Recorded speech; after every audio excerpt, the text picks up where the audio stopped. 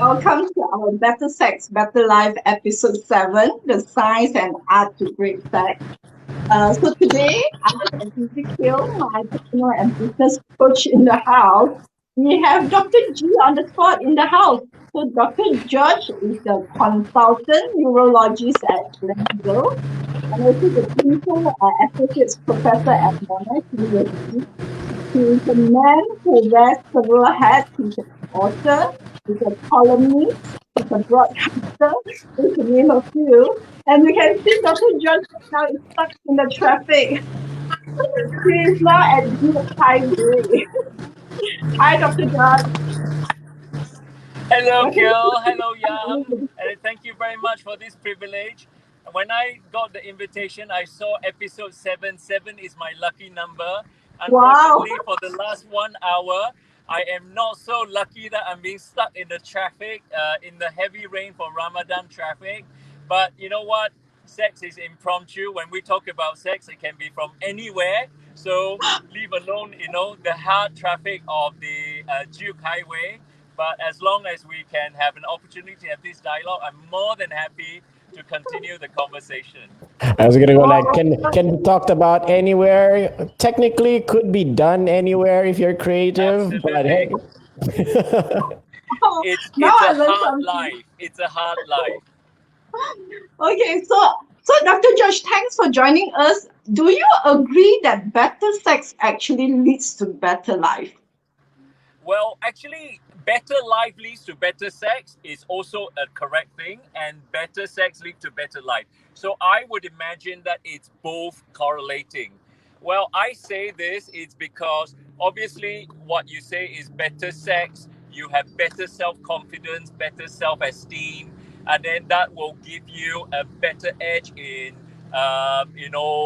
Against your peers in your career, in relationship, you feel happier. Yes, indeed, that's true. On the other hand, if you're healthy, you have better life, you're more fulfilled life, you're contented, you exercise regularly, you keep your all the diseases at bay, and then you have better sex. So it works both ways: better sex, better life, and better life, better sex. Oh, wow. Yeah. So I think after so many episodes of us talking about better sex, better life, we know that sex plays an important role, especially in a relationship. So when the sexual connection is satisfying, it generally the relationship are better. So even like today, I was talking to one of the couple, a couple who is like 60 years old. So they came for our sexual health treatment, which is the Ancella chair, the pelvic floor muscle exercise. So she was saying, he was saying the wife was a bit low desire before the treatment. So right now he feels so much more fulfilled in his life because his wife desire comes back. Okay, so Dr. George, what is your definition when it comes to great sex? How do you Um, define great sex? Um, well, actually, better sex or safe sex actually comes in many parameters in the scientific viewpoint.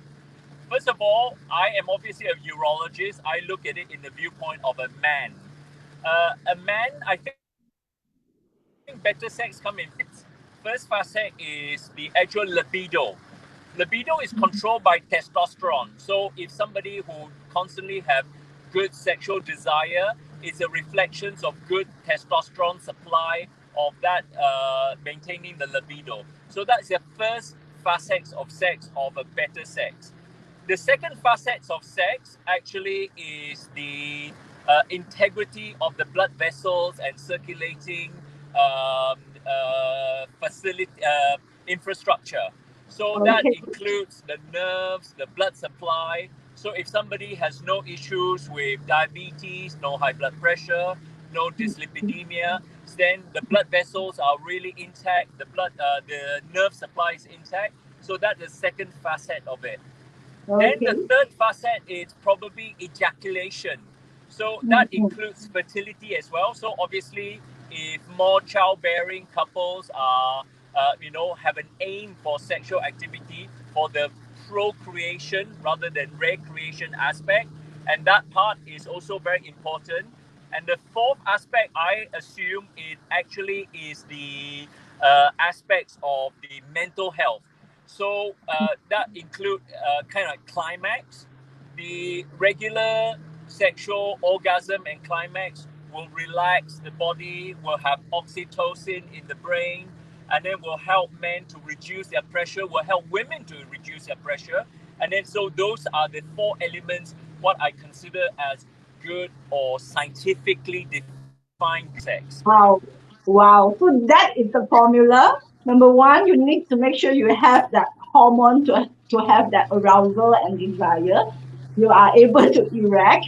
You are able to control your ejaculation and orgasm, right? That's the four factors. Correct. And also control your general health so that your blood supply and your nerve supply to your sexual organs are well maintained.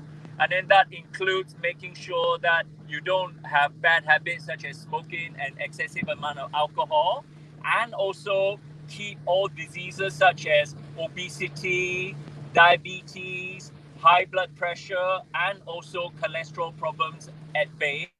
And then avoid those things so that you can maintain a good general health and then also a good sexual health. Yeah, so that is the scientific formula of it. So, Kill, what do you think? How do you define a great sex? See, what he said was actually really important because it's like you want to drive a car, right? Like if you want to become a good car driver, you got to make sure the car works first and it's ready to be driven in the first place in all contexts of the word, which I find fascinating because a lot of the topics that we've talked about lately were all related to also to mostly finding ways so that all of those things that Dr. G mentioned, that they're okay, because those are the primary hindrances anyway to even getting into even something as simple as getting into the mood of it or even preparing for it in the first place. And also the source of a lot of insecurities that people have when it comes to sex, like erectile dysfunction or lubrication, or not even just generally just not in the mood for anything that and of course like bad habits like say alcoholism or too much drinking, then that adds to the problem too. So those are all the prerequisites to even going to sex. But if you look at everything, assuming that all of those things are taken care of, which is if you have taken care of all of those things, good on you, you're ready to play. It would go on into I classify good sex, assuming that all those biological factors are all okay, would be if both parties have both physical and emotional satisfaction in the moment. And emotional satisfaction also includes like a psychological satisfaction, and that means usually translates to feeling fully accepted in the moment. You feel fully seen at the moment, and you found the experience mutually enjoyable. And then usually you can look at that as like I think on the lowest levels of sex, people would just say, oh, both parties had an orgasm, or one person ejaculated, one person had an orgasm. But that's purely physical. And even that does not exactly last very long as a definition of good sex in more long-term relationships, because there's a lot more to that as well. So that's my take on that on that question. So on this, yes. I think one thing that I need to mention is that obviously we mentioned the physical side of sex, the general health side of sex, but one great element about great sex is the big word love. I think the love itself is something crucial. When it comes to love, it also comes into the point of mutual respect.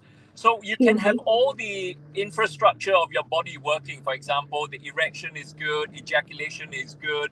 However, whenever there's lack of love and there's lack of respect, and then that will be less fulfilling. So I really think one thing that sex education really ought to include is the whole idea of enjoying sex as far as partners concerned, that loving each other and respecting each other, and that is the ultimate way of having the greatest sex.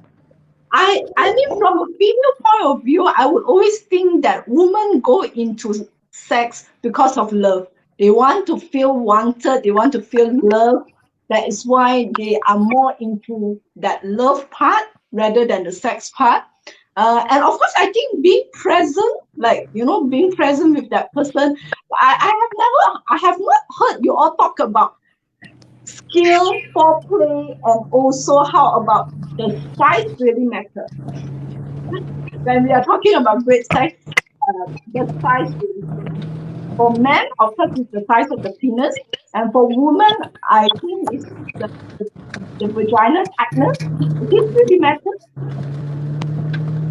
Well, I think obviously, if I say size doesn't matter, I'm lying, or I actually probably have something to hide, so that I am actually compensating with a big sporty cars.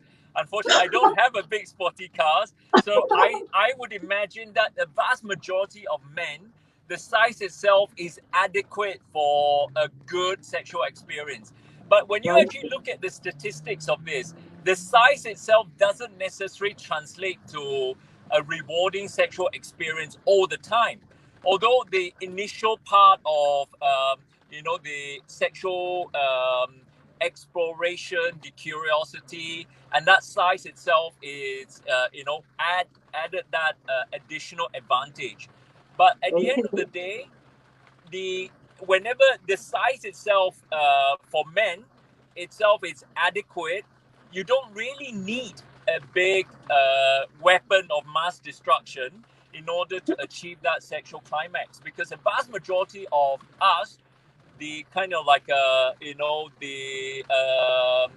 standard men I see, even though they worry about the size of their own penises, it's matter of self-conscious, and then it's because they actually have normal sized penis. It's just like they sometimes feel like they are a little bit compromised in the pants and they want a bigger one. Of course, all men want a bigger penis, but at the end of the day, is that necessary for better sex? My opinion is it's not. Okay, okay. So I think as long as you are average size, it should be good enough. You do not need to aim for bigger penis, right? So, okay, how about skill? If you want to have, if a person who is more skillful, is it will experience better sex? Are you asking Kill or asking me? Or are you still Kill, I was like, I'd love to hear your opinion first about skills. Then I will tell you what's my opinion as far as skills concerned. Yeah, I I was, think I was already holding my breath on the penis size discussion, because in my mind I was just like, As in long as in you're holding your breath and not anything else, I think that's acceptable with the audience. the other hand is free. It's all good. Okay, all right, okay. Or someone else is not holding it, then that's okay. That one you guys may never know. Oh, but I was actually talking about the whole size thing. skill. I have to actually really agree with that one, that it's not necessarily size related. If anything, a lot of the younger men that I have to work on as a coach, and also dealing with their psychological challenges when it comes to dating, it's like they're so obsessed with the size of their penises that they forget everything else. It's like, I think your problem is you need to learn how to get a date first. You've got other problems. and then that's probably not the most important problem right now. But yeah, on to the skills part. As far as skills concerned, Yan, I think one of the problems about modern day technology is that when indulging in watching pornographic material, and then you see all we are losing you. We are losing you. Can you repeat? okay, can Repeat you hear on me the now? Yeah, Okay. yeah. And then you see okay, hold on 1 second. Okay, I'm actually trying to get Wi-Fi now. I just got into my house. Right. Can you imagine Wow. this is a live So you can streaming? see Okay. how competent Dr. George is. He's multitasking. His brain is You get a house tour functioning. as well when it comes to this. All right, okay. I'm talking about pornographic representation of techniques and of skills. It is not a real representation of what normal sex is about. So I would imagine under those circumstances, those skills that you want to acquire, like swinging from chandelier to chandelier, actually it's not necessarily a good representation of good I have not technique. watched that before, chandelier to chandelier. Okay, then you haven't watched enough. Ta-da! Then they'd be like, yeah. So my concern actually is that I think a lot of time sex is putting effort. So a lot of time when I attend to clients who perhaps find themselves their relationship a bit monotonous. For example, they've been married for 20 years, they find the same old bed, same old thing. I really think sex, as far as technique is concerned, it's putting in investment in trying to make things more fresh and more exciting. Because if you are a lazy lover and then what you expect is just to lie down and let everyone does the work, I really think that you're doomed with that. You don't have to have all these skills of turning each other upside down and that sort of thing. It's just a matter of making things more exciting. Like, for example, dressed up, date nights, and all these little things. Like, for example, that foreplay of, showering together, having bath together. All these very simple life's pleasure, massaging each other. It doesn't have to be too kinky.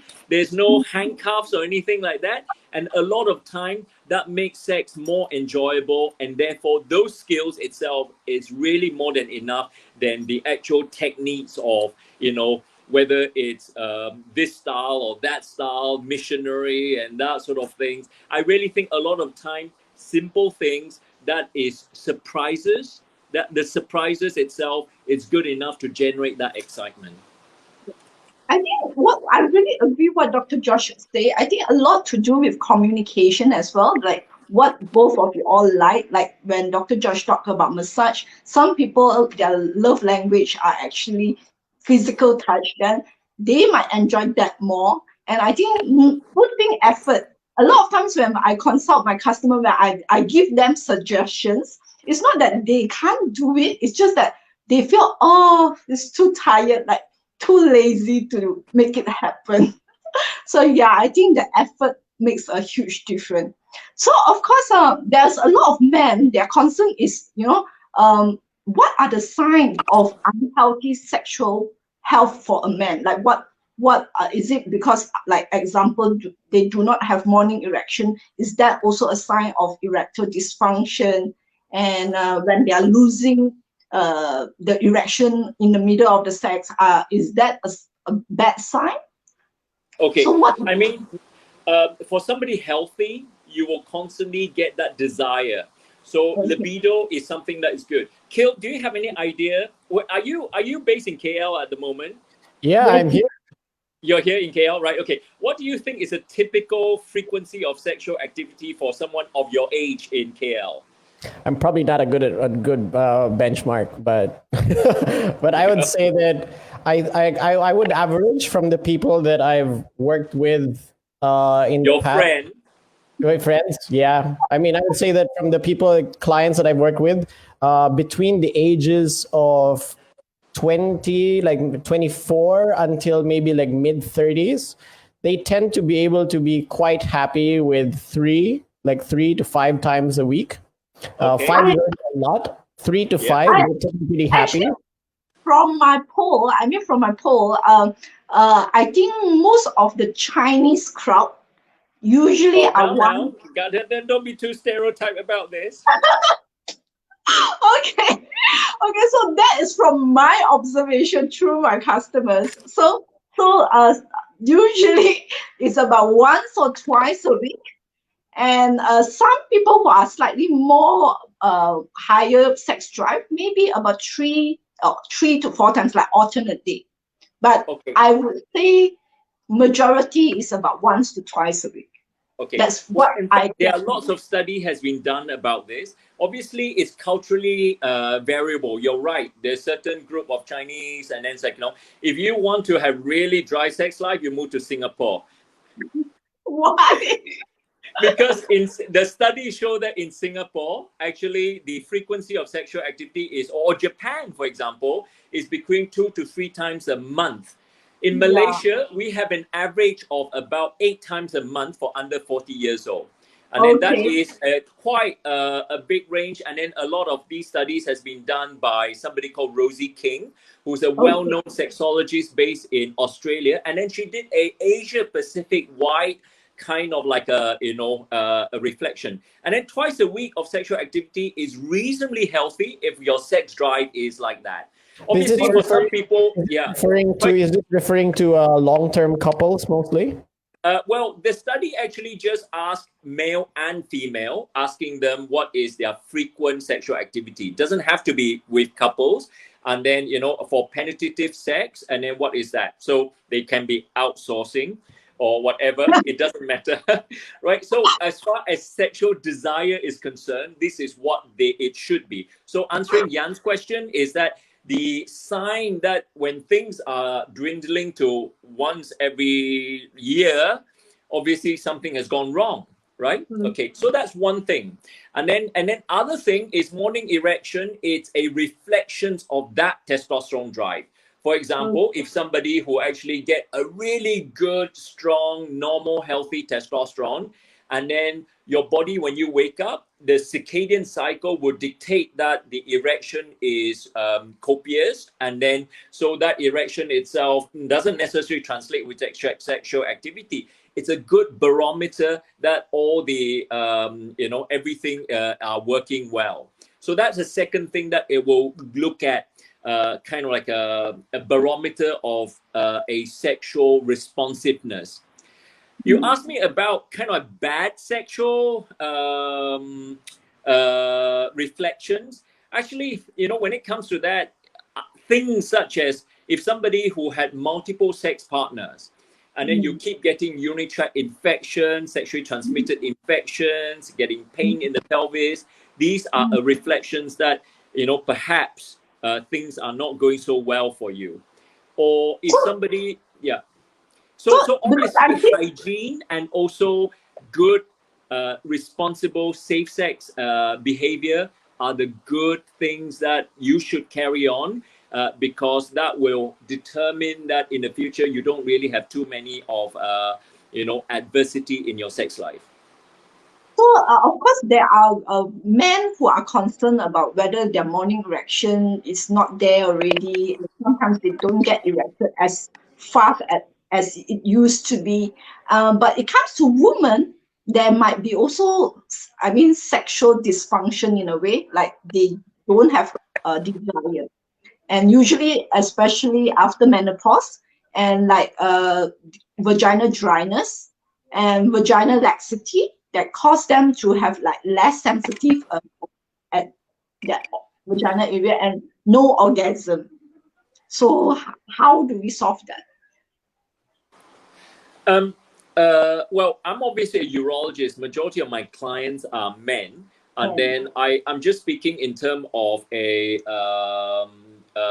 physicians who actually have special interest in sexual health, and it's not just older women may have problems with sexual dysfunction in women. For example, younger women sometimes might get vaginismus. Basically, these spasms in the vagina may cause discomfort. Sometimes, let's say, for example, women who get a lot of candida infection, sex itself might be uncomfortable. Sometimes for women who actually have a lot of taboo as far as, pushing the envelope when it comes to sex because they worry about hygiene, for example, oral sex, and then they're not willing to engage or be a little bit more adventurous. And then when it comes to sexual activity, certain upbringing actually, make them feel very uncomfortable. So sexual dysfunction does happen in younger women. And also for older women, you're right. Then whenever the estrogen disappears, the vagina itself becomes drier, sex becomes uncomfortable. Naturally, you will avoid sex when it becomes uncomfortable. And also, lastly, your desire drops when estrogen is not determining it. However, majority of these can be overcome because we all have come across women in their 60s and 70s really thoroughly enjoy sex. because Mhm. at this age, after menopause, you don't have to worry about contraceptions. And then the kids are all grown up. And then this is time you really focus yourself. And then I really think that it's a reflection of seeing what you enjoy and also explore that and communicating that with your loved ones, your partner. And that's the key in order to have that fulfilling sexual experience. I see. So yeah, so that's why recently with Melinda's and Gates' divorce, we are also thinking, is it because Melinda uh are now looking for, because at this age But what you're you trying to say is Bill is looking for a new model.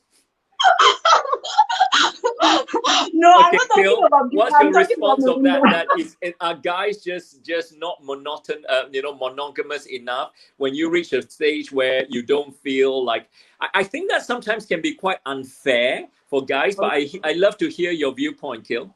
It's really funny because I think if I remember my evolutionary studies correctly, I think humans are the only species where women are the ones screening for male sexual partners. So that means women tend to be the ones who choose their sexual partners. So in that sense, men, like whoever gets partnered to who, is primarily a natural selection of women saying, is this guy good enough for me, blah, blah, blah. So if you have men who are very high in the dominance hierarchy of social status, physical health, all those things put together, then you're naturally going to see more women flocking to them. So you're more likely to see that they have potentially multiple partners or mistresses, or they're just polygamous in general. And that tends to be how they would look like. And that translates a lot to when you check like dating realities, you would see that most women are pining for a small section, like a small population of men. And then a lot of these other men who are not at that level are trying to catch all of these other women who are only looking at those few men. And then that will tell you that, yeah, there might be something. I wouldn't necessarily say that Bill Gates is one of those people who would want multiple partners, but I would definitely say that for the person who he is in the world, I'm pretty sure if he really wanted some, he could get some. What Kil is suggesting is almost like a supply and demand, right? And then Yeah. okay. I was Interestingly, I wanted to call it, this is the economics of dating, to be quite frank. Interestingly, you mentioned about evolution. Recently, I'm completely intrigued by David Attenborough, obviously talking about the evolution. And if you guys are watching this and then you are quite keen on Netflix, it's like The Color of Life or something that on Netflix at the moment, showing that across all these different species, and then how men exhibit themselves like peacocks and then exhibit themselves in any way just to get that attraction from a woman. And then when women actually surrender themselves to the men, and then that is the time when the actual procreation of life, that nurturing the next generation comes in. And then so in that way, you look at men as somebody who purely is exhibiting their greatness so that they can spread more seeds in the future. So in that sense, you can think of Bill Gates' situation is that if he still exhibit a lot of that sort of like extravagance in order to attract more female attention, yes. However, many people would think that is a midlife crisis. For example, you reach a point in life, then you start thinking about changing your car, changing your house, and perhaps changing your partner, and that can be reflected in a kind of cultural way of seeing. Perhaps it's only 2 generations ago that it's acceptable for men to have about 3-4 wives, concubines, and that sort of things, and then depending on your social status. So the way I look at the whole relationship, whenever it becomes a bit stale after many years, for example, let's look at Bill and Belinda's situation. A lot of time, actually, that relationship have drifted apart over a period of time. And I come across many clients in that situation. I ask them to ask them whether that relationship is worthwhile saving, right? Okay. So basically, they need to look at the big picture, the children, their journey together. And then a lot of time, men reflect on that as a relationship worth saving. And that's a time you need to put in a lot of effort, right? Okay. The effort is just doing things together. It's not just about sex. It's about finding the common ground. For example, if Bill Gates' issue is, let's say, climbing Kilimanjaro because his interest is a lot in Africa and also, saving poverty. If both of them can find that common ground, they can do things together. And that is how we see certain grandparents can live through many in their journey of life and actually continue to have that journey of life, sharing the common purpose. And one of that common purpose is sexual activity. You're right, at some point there's a disparity of the needs. Some men may need more, some women may need more. The key issue here is communication. If the love itself is strong enough and you communicate that needs, for example, if Bill Gates needs to communicate that needs and say, like, well, my desire is to have sex 3 times a month, and I really think that is not meeting in that disparity. And then when that communication actually in much earlier on, before that drifting apart is conveyed, then a lot of time that marriage is safe. And then also the outsider coming in to disrupt that relationship, the chances of that is a lot less.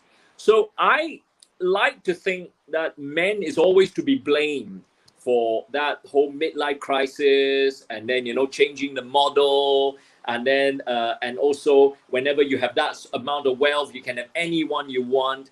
But at the end of the day, is that really the truth? It takes two to tango.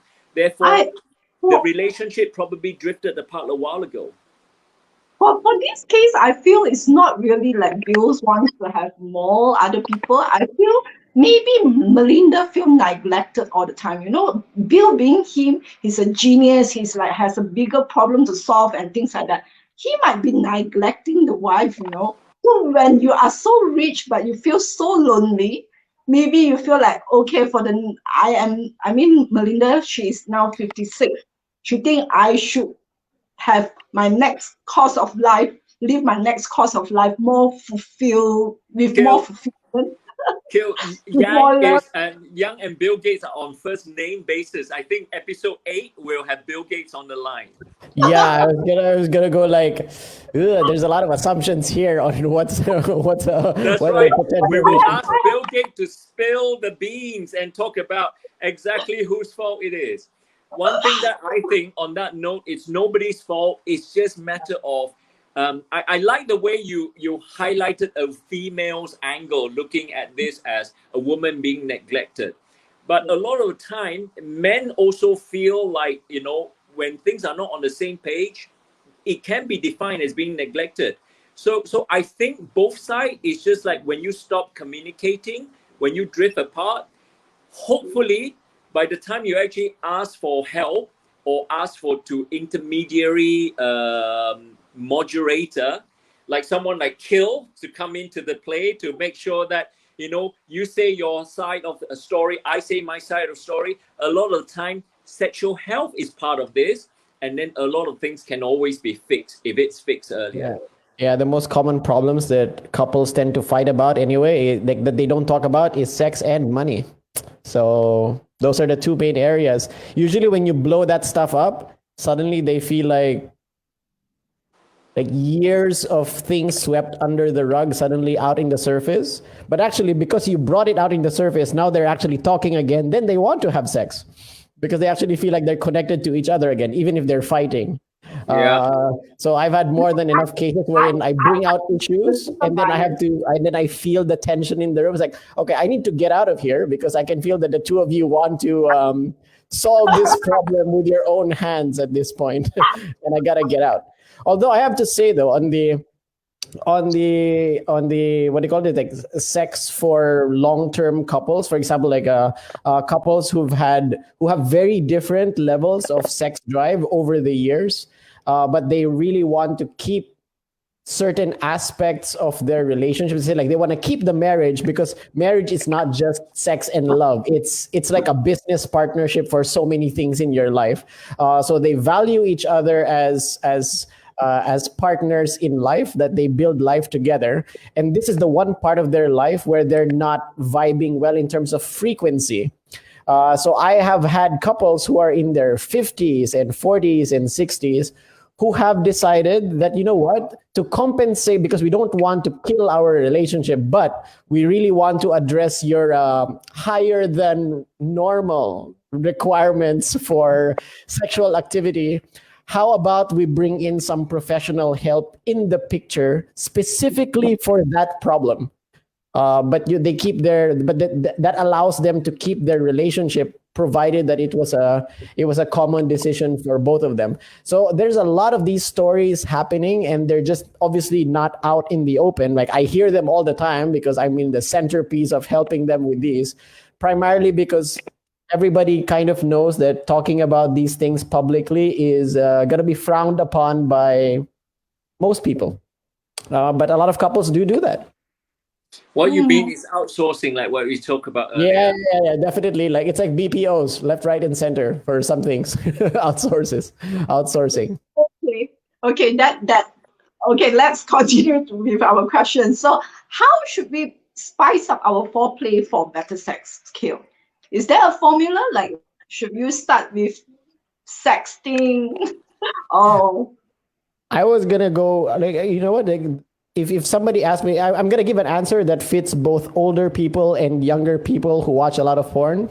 I was gonna say, get good at being a good date partner. okay. Yeah, if your partner enjoys going on a date with you, you've pretty much hit a big percentage of the problem.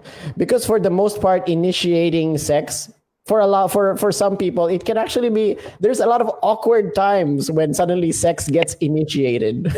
Just like you're in the kitchen, you're doing something, and then suddenly, well, there you go, let's go, we're in that mood all of a sudden.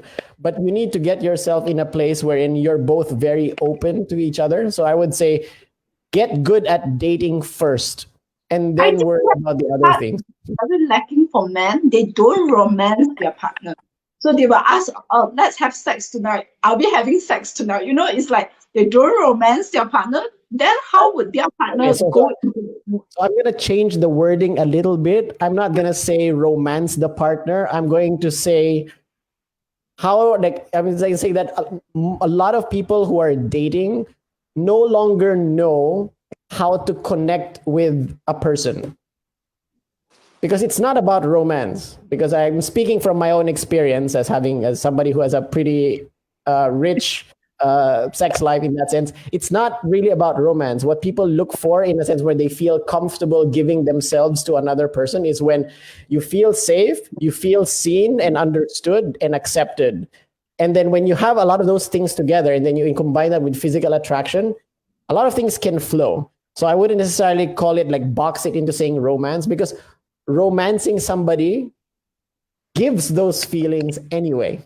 Okay. So that's just one way to get to it. So your formula is what? Your formula is, you find a way, like, you have to be able to go on a date wherein both of you feel safe to be yourselves, feel that you're seen, feel that you're seen, like the person is actually seeing you and you're seeing the person, and that you're attracted to each other.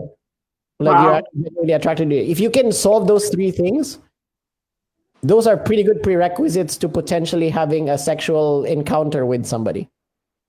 Good. Dr. Josh.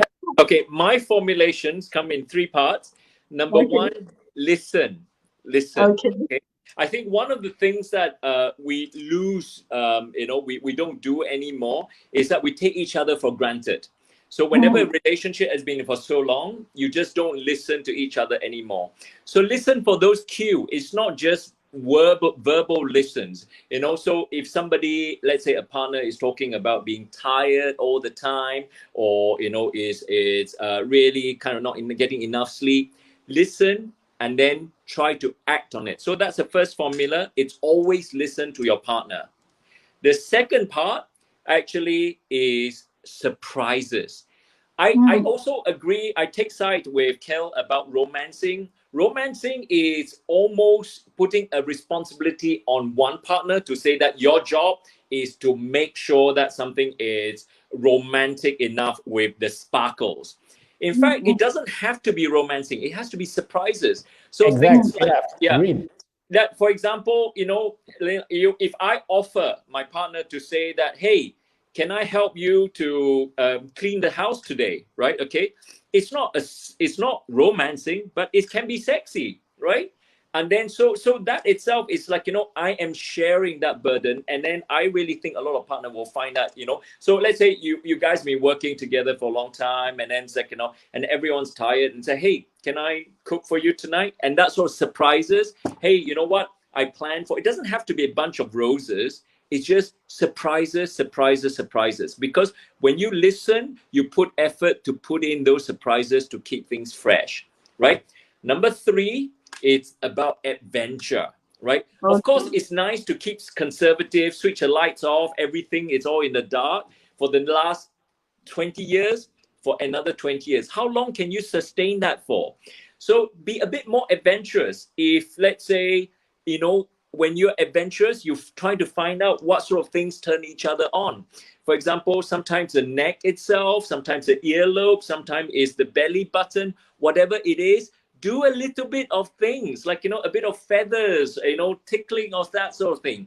Okay, itself might be a little bit uncomfortable to start off with that adventure, and then usually push that envelope. And that's all that relationship communication is about. It's about testing the water and say, you never tried it, why don't you try it? And you might like it. And once you like it, then you're on cloud 9. So I'm going to drill that down. If I combine both what you and I said, it'll be safety, stimulation, and attraction. There you go. End of the show. Okay, I actually have a different formula. Not different, a slightly different version. So I would think consistency, where you say about safety, that's important. Like, you know what to expect, but you need surprises as well. Like, some people, they are like 90% consistency, 10% surprise. And some people might be, they just want 50% consistency and 50% surprise. So I would think different people has different, this element, but they still need some consistency in it. And I think you need to make the other person feel significance. Like, wow, you are the best and you are, significance. So if that person feels significance, it feels good. And I think the third thing for me is connection. Like, you feel connected with that person. So for me, it's consistency, surprise, significance, and connected. Yeah, I was actually going to tell you that I'm definitely not romantic in a lot of the encounters that I have. So I'm with Dr. G here, 100%. Guy, woman, I think it's really important to be romanced, like even starting from texting, candlelight dinner. So it has not so much to do with romance in general as much as how they feel around a male figure around them.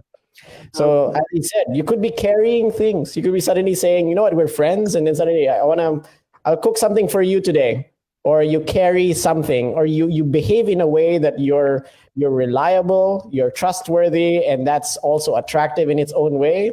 That stuff stimulates things already. I wouldn't talk about the same. It can be also talking, like in Chinese, in a Cantonese, they say like 氹女仔上床, like you need to sweet talk the lady, not like, are we going to have sex tonight? Like. Then the woman will feel like sometimes the woman will feel like I'm cheap, like if you put more effort, I feel like you appreciate me more. Okay, so there's a very big difference between romancing somebody and being very respectful. Okay. Yeah. Okay. So let's talk about interesting that on one way you want to be lured to this, and then on the other way it's just like fishing, right? Pulling and pushing, pulling and pushing. Okay, Yan, I have one thing to say. What you're highlighting, I think it's completely agreeable. It's like a courtship. And that relationship journey is a constant courtship. and then don't take each other for granted. I totally agree. There's one thing I would like to add is that I really would like to think that it's a two-way process. So Yeah. it's not just the guys luring the girls, it's the girls also have to put in the effort to actually lure the boys as well. Because it's really take two to tangle. And the guy will always feel like, oh, you know what? In the old days, you will 氹我上床, you know, you will also lure me. Wait, And then these days, you don't, these days, For women, it's not 氹上床. For women, it's 勾引上床. Yeah. You need to like, you So need to like in the old days, you know, in the old days, I get that extra kind of treatment. These days, since we're married, I'm just an ATM machine. And then I think guys will really be put off. And then they will, this is when they outsource, they start thinking about, you know, a relationship. Whenever it's kind of one way, they feel like they have to put in all that effort because they're expected to romance somebody. I really think that also can create friction in a relationship. So I think both parties needs to acknowledge that it's a journey of courtship. Yeah, so women must not stop seducing your husband. And Absolutely. Absolutely. Yeah, I think, you know, with luring and seducing, that journey will go on for at least 50 to 100 years. Yeah, and also you have to see that one of the biggest struggles that young men have when it comes to dating is that they're so terrified and they have so much anxiety in trying to make a first move because they don't feel that making a first move is even welcome in the first place. So they're walking on eggshells, and that causes a lot of anxiety. So in the olden days, like Victorian period, if a woman likes a man, but the man doesn't know that she exists or whatever, you know what they'll do? They'll drop a handkerchief. And that handkerchief is going to be dropped near the guy. And the guy will look at it as like, oh, wait, there's a handkerchief. And who does it belong to? Oh, my gosh, she's pretty. And then he goes there and he gives it back. And that's like the starting point for courtship. But here's the thing. The woman actually initiated in a way wherein I'm allowing you to lead me here. And that feeling is extremely important to men, to feel like they can lead with confidence, that they're being allowed to lead. It's like dancing with somebody. So Okay. that's definitely something that women. That's a good tip. That's a good tip, right? But the only problems I think most guys or women will have is that where do you buy a handkerchief these days, right? So now you just put your mask with your name on it and say, you know, you might want to pick this one up. Okay. I have another tip which Like I you drop really the mask think. and you spray what do you call this? You do antibacterial stuff on it That's before right, you. your spirit spray, and then you have your own scent of lavender or something. I have a good tip that I think even this will actually lure the difficult Yan into kind of like a courtship. I tell you one thing which is really undervalued is letter writing. So for guys who are really, you know, these days we use email. Nobody writes letters anymore, right? Okay. So if for a guy you feel really intimidated by not really starting a relationship or not knowing to make the first move, write down your feelings in a piece of paper and give that to a girl. And then if you're genuine, if it contains a little bit of poetry in it, you will melt any heart. Wow. So, but nowadays I know that people usually will IG message, DM, or sometimes they will send a dick pic. Well, because that's again, it's about surprises. If everybody is IGPM, then, you know, there's no element of surprises. Then, you know, be different. Because at the end of the day, it's that courtship that's going to get you that, you know, that partner that maybe I love letter. Yeah, the letter writing is really good because you can have time to really think your feelings and write it down. Yeah, exactly. And the girls can always keep it. And one day when the guy annoyed him, the girls who annoy her, the girls will take out the love letter and say, this is how I fell in love with him in the first place, and everything will be forgiven. Wow. I really love that because I think that is from my century. Like during school time, we have pen pals and we write to people. And I can remember the feelings of when you wait for the letter to arrive and then you're waiting for the replies, the anticipation. Yeah, because a lot of times sex and also relationship, it's about anticipation. True, true. Okay, let's talk a little bit about orgasm. I think, in great sex, orgasm is also a part of it. So why, Dr. George, some women experience multiple orgasm and some women have never had an orgasm in their life? Okay, I mean, a lot of the time, the status of orgasm actually is difficult to assess because the biggest sex organ in the body is the brain. Okay. Obviously, for a guy to measure the rigidity of penis, how much he ejaculate, and that sort of things, it's all measurable. But the intensity of orgasm is difficult to measure, and also it can be faked, right? Yeah. So when woman doesn't have that connection, right, and then a lot of time, they don't actually have that ultimate relationship, ultimate pleasure of an orgasm. So I think I agree that a lot of times 70% of women may have orgasm in their life, but 30% may not ever do that. But I'm also a firm believer that whenever somebody can actually express what they feel good and what they don't feel good about certain pleasure or sensitive spot stimulation, eventually that will lead to finding that orgasm. But the science shows that about 70% of women will have one form or another orgasm in their life, but 30% may not have that experience. So is it intrinsic in the brain that some people are just doomed not to have that scientific chemistry?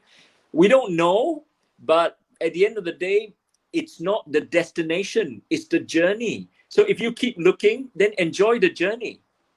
I think it's both. I think both are important. The journey and the destination is also important.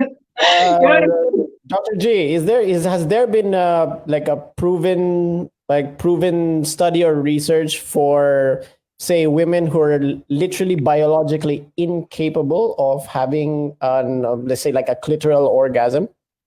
Because Well, there there have been are some several research forms of about that. orgasm.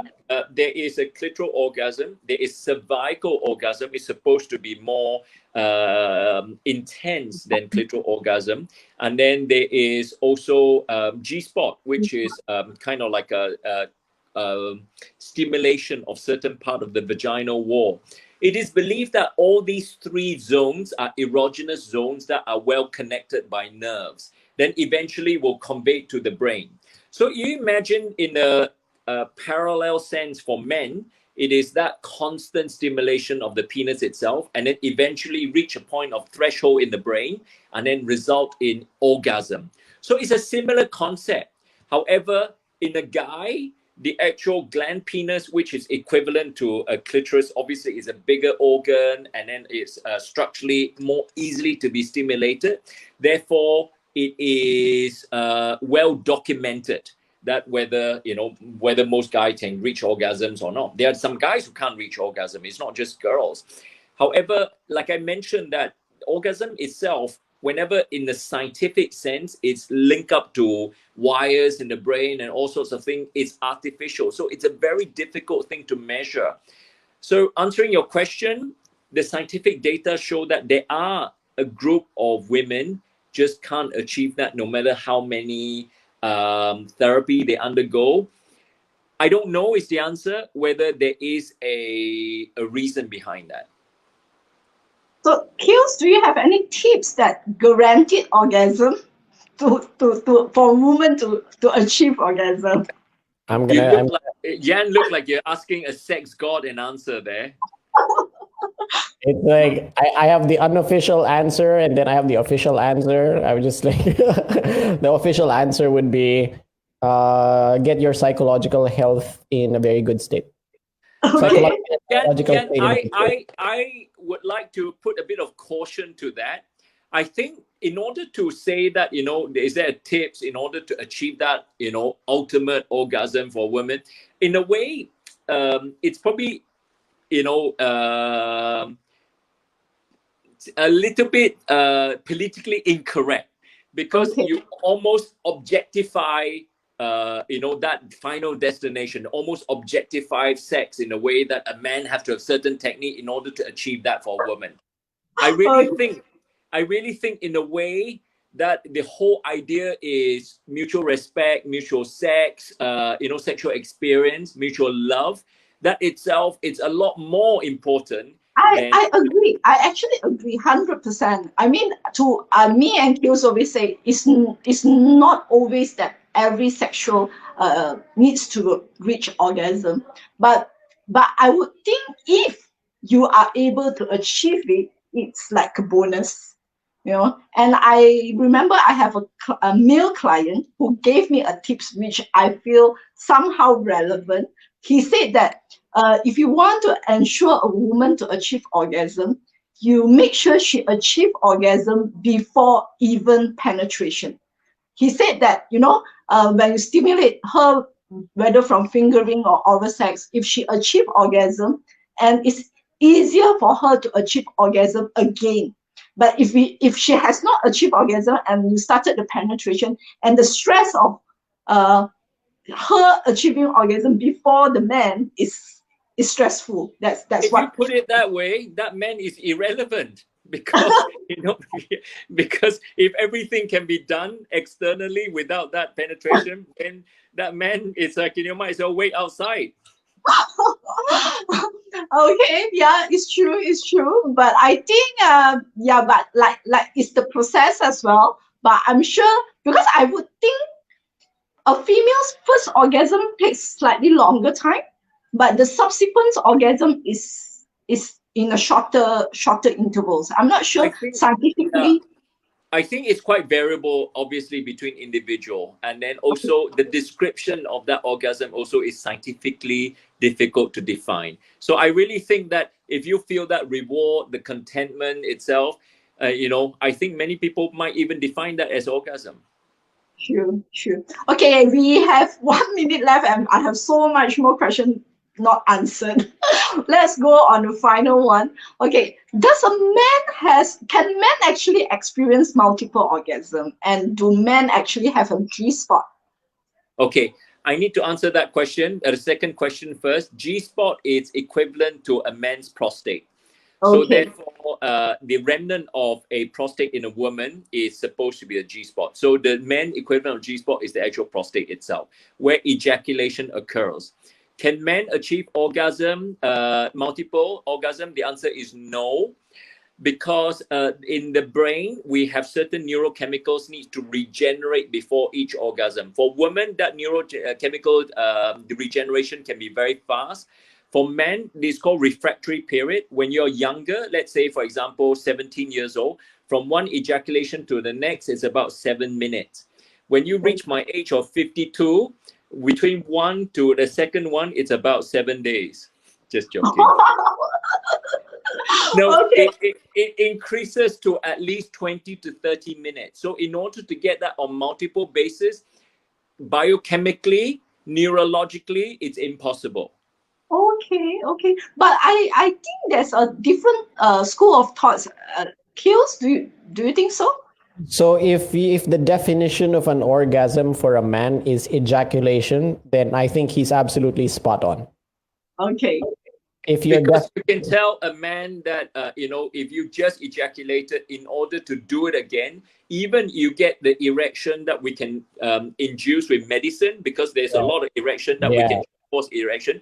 In order to achieve that again, they physically just need to have replenishment of that neurochemical material in your brain. So it is just physically impossible to get it like a woman on a multiple basis.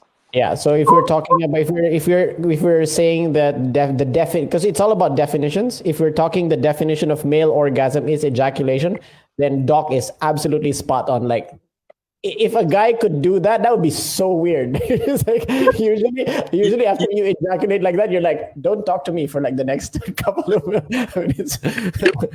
You'll be quite dehydrated. Yeah. Dr. Judge, is it possible for a man to achieve orgasm without ejaculation? That's a definitions question of what an orgasm is. So yeah.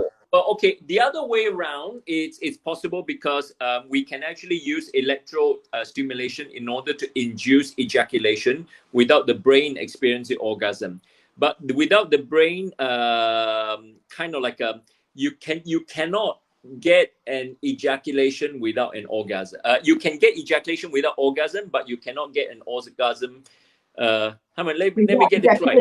If you just think about it as a reflex action, the ejaculation part itself is purely a reflex of secreting sperms for procreation. The orgasm itself is in the brain that actually create that pleasure effect. So that's for procreation, so that you remember that nice feeling and you want to do it again. So in itself, connected by the spinal cord. So if the spinal cord is dissociated for people who, let's say, have spinal cord injury because of car accidents, that itself can be dissociated. So from the Tantra point of view, they say that men can achieve orgasm without ejaculation. So scientifically, it might not be true, is it? So here's the thing, because the definitions are not the same. Okay. Because what what a lot of those people are talking about as orgasm, even for men and for women, they have a different definition of what an orgasm is, rather than from the scientific definition. So, so that's why if we talk science, Doc is absolutely correct in terms of what he's talking about men's ejaculation and orgasm correlation. Because for the most part, for probably 99.99% of people, it's the same. Can you explain a little bit from the Tantra point of view? So it's orgasm without ejaculation. In the same way that if you know that sense when you're in hyper, when you're hyper, what do you call this? Like hyper oxygenating. So it's like breath work to the point where you're hyper stimulated, as your nervous system is hyper stimulated because of over oxygenation. In that same manner, you can get to a state of hypersensitivity in your body as a man, wherein you are experiencing really weird, amazing neurological experiences even without ejaculating. That is what Tantra and all of those other guys are talking about as their definition of orgasm. Okay. Which is why, like, the definition, you cannot smash that definition with scientific, like, medical community definitions. So Dr. Josh, did you explore about Tantra practices? No, well, I find, that's, like if you look at what Sting talks about, that is probably the best sexual experience he had. Effectively, you concentrate your mindfulness in the brain in order to achieve certain heightened sensation. correct. It's up to you to decide whether that feeling of, that's nice, is a orgasm or not. It's completely up to your own subjective interpretation. Exactly, which is exactly why you don't smash this with, say, medical community, because you'll just clash into definitions, and then everybody will be scratching their heads wondering which one is which. I understand. Thank you so much, Dr. George, and thank you so much, Kales. Okay, so tonight we are so grateful to have Dr. George with us to clarify so much of the scientific facts on great sex. So I think not only on the scientific part, we also get a lot of tips on how to make sure that this great sex is a continuous journey for a couple, and putting effort and communication, etc. So thank you very much, Dr. George and Keel. So I really hope I can invite Dr. George again, because we have so many unanswered questions. Yeah, so I actually have like 5 that I really want to ask him, but maybe some other time. Let's see, we can get another. Write letters. Write letters. I can see Dr. George answer so many letters. I think Dr. George has a website, right, Dr. George? Yeah, website. Yes. Well, majority of the articles are actually responding to readers' questions, on putting Dr. G on the spot. Yes. So tonight, indeed, I was put on the spot. Okay, thank you very much. Let's see you again. Thanks. Bye.